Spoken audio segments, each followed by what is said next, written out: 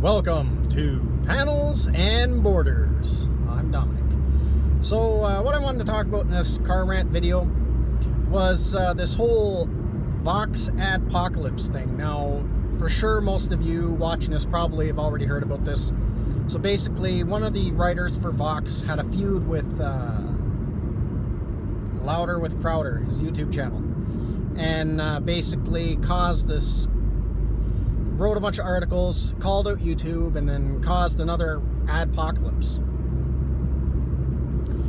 So to me it just seems like YouTube is getting more and more restrictive for creators, and they're trying to control more and more information, and it seems to me they're kind of straddling that line between being a platform and a publisher.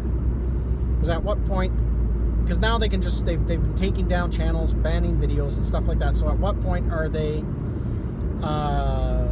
publisher, and then what point are they a platform? So that line seems to be getting blurred. And so I think YouTube is something that you're going to see start to slowly die. Kind of like Facebook and Twitter is slowly dying. YouTube, I think, got a lot more life left into it than those other two. Simply because YouTube has been a much less restrictive space than Facebook and Twitter has been as far as freedom of speech goes. So I don't think this is like, Facebook is in a no-win scenario, because these guys write these articles and then it scares off advertisers from YouTube, which that's how YouTube makes its money. That's how it stays in business. Without those advertisers, YouTube doesn't exist. The platform doesn't exist. So, but then as they become more and more restrictive, they're going to start driving off creators as they get more restrictive and start promoting, like, what they call authoritative news sites like Fox and CNN and all that.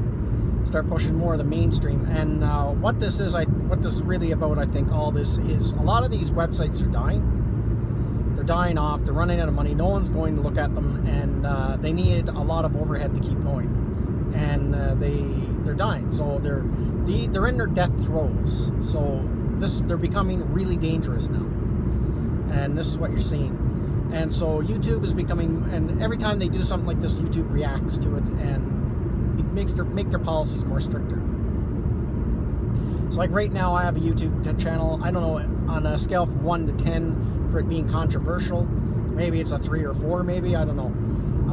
Because I do talk about some stuff that's controversial. But I don't know, it doesn't really affect me because my YouTube channel is so small right now.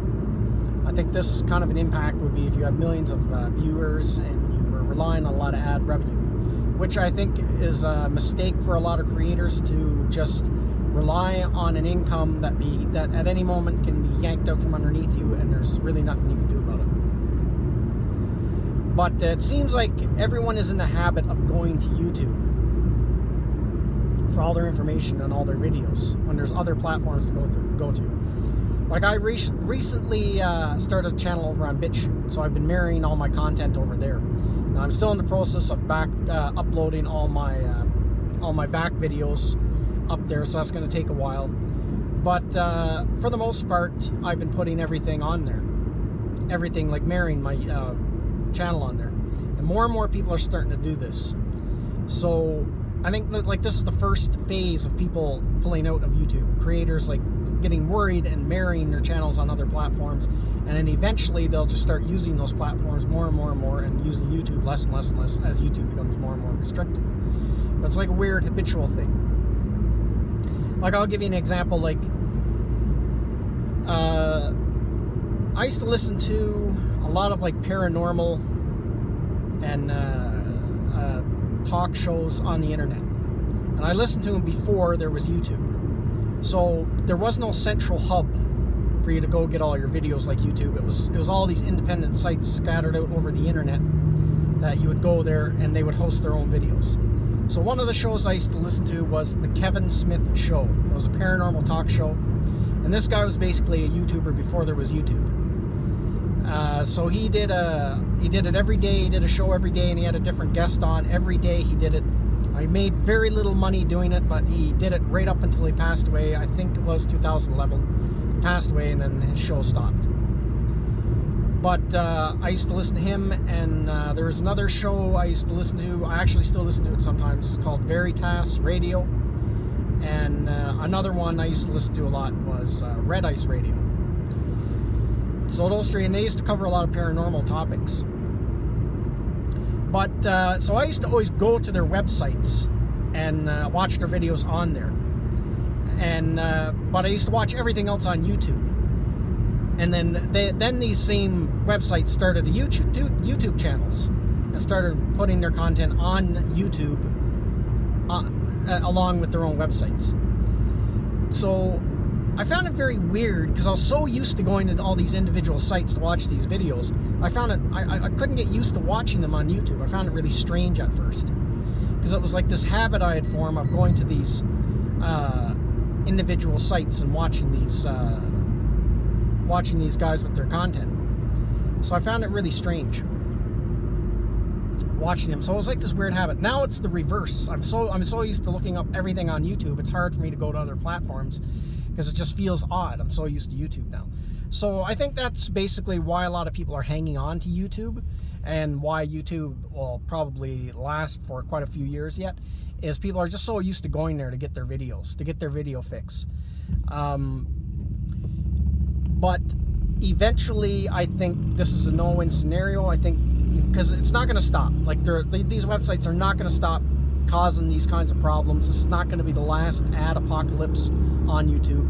And as YouTube becomes more and more restrictive on what content you can put on there and what content you can't, as that goalpost moves, people are going to start to leave. Like I already seen on Twitter that BitChute's website crashed because it had such a huge influx of new users after this happened on YouTube. So it's not going to last. Like YouTube's monopoly on video sharing is not going to last forever. I would give it. I would say they're going to at least last another 10 years probably. I give them another 10 years. But they're slowly, if they keep this up, they're going to slowly erode their user base, and they're going to slowly but surely go away. But it's a huge juggernaut right now. So these things take time, and which is sad because I always enjoyed YouTube. I thought it was a really good site. It's my favorite site on the internet is YouTube, to be honest. It used to be Facebook and YouTube, but YouTube was always number one. If I had a choice to pick between Facebook and YouTube would have won every time. But now Facebook is something I hardly use. I still have a Facebook account, but I hardly ever go on there. I mostly just use their Messenger to talk to friends and stuff. So I'm engaging, even though I have a profile, I'm engaging less and less and less. So I think Facebook is way further along in the dying out than YouTube is, because I know a lot of people who have Facebook accounts but don't really go on Facebook anymore. They just kind of have their accounts still up there, so they're not really engaging the site. And eventually people will just start taking their accounts down. That'll be the next phase, and then eventually Facebook will slowly die off and fold up. And which I think is actually a good thing, because I think there's a lot of problems with Facebook, and it's turned into something insidious now. And eventually I think the same thing's going to happen with YouTube. Eventually it will slow, if it keeps doing this, which they're going to keep doing this. They're going to get more and more stricter. They're not going to roll back these laws at all. They're going to get more and more strict. They're not going to roll back anything. So I think that's what you're going to see. You're going to see more and more of these stricter guidelines, and it's going to be harder and harder for YouTubers to make money and for YouTubers to upload certain content. And once the big YouTubers start pulling out, I believe it's going to cause a domino effect, and everyone's going to pull out too. Like I already seen on Twitter, Keemstar saying that he's going to contact all the major big YouTubers, and they're going to go after Vox's advertisers to try to get their ad revenue cut. If they really wanted to make a statement to YouTube, is they all should just pull out of YouTube and take all their users with them. That would really, I think, put a scare into YouTube. but no one's doing that, so YouTube thinks it's okay, and it'll still keep it'll still have a monopoly. But I think it's slowly going to die. So the other thing I wanted to talk about is this whole ties into the whole free speech thing. Like, free speech is, actually, you know what I'm going to do? That's going to be a separate video. That's a whole separate topic, because this video is now like over 10 minutes. I don't want to ramble too long, so I'm going to make that a separate video. So, it'll be interesting to see, but let me know what you think in the comments section. How long do you think, how much lifespan does YouTube have? And do you think it's going to start slowly going down? I think it's already started. The decay and slow decline of YouTube has started probably a few years ago. So let me know what you think in the comments section, what you think of this whole thing, the Vox Adpocalypse, and what you think the future of YouTube is, and do you think there is a viable alternative platform for people to go on, like BitChute or something like that?